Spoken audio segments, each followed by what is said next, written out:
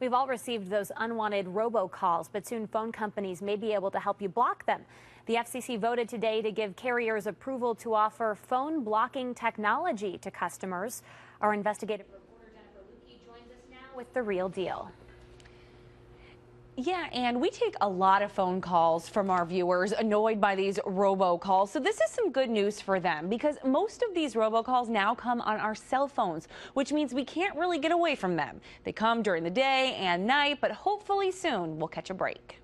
I'm calling about an online request you once made. Nothing is more annoying than having your dinner interrupted by an unwanted robocall. When I'm not working, I want my time to myself. Instead, I get phone calls from people I don't know trying to sell me stuff I don't need or want, and I can't make them stop. The companies and scammers behind these calls are using caller ID spoofing and other technologies to blast us, and very few of them actually ever get in trouble for it. Bad actors have taken advantage of this relatively cheap and scalable business model and used it to blast literally tens of millions of robocalls, illegal robocalls. The number of complaints to the Federal Trade Commission about unsolicited robocalls has nearly tripled since 2009, from 63,000 per month to 150,000 per month.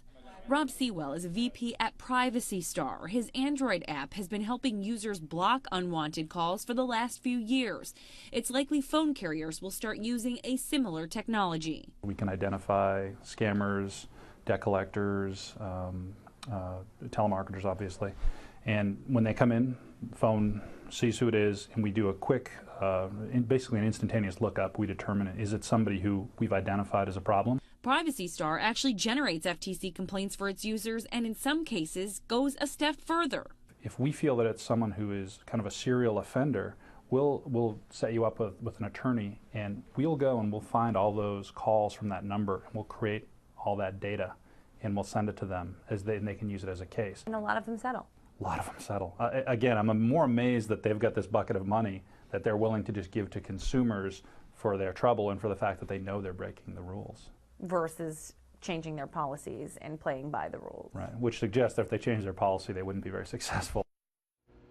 Now keep in mind, for a scammer or a company to get in trouble, you have to file a complaint. You can do that with the Federal Trade Commission. A reminder though, calls from organizations that you do business with, calls from nonprofits, and political calls are all exempt from the Do Not Call registry. So keep that in mind when you're taking these calls and deciding which ones to answer and which ones to ignore. That's The Real Deal. I'm Jennifer Lukey.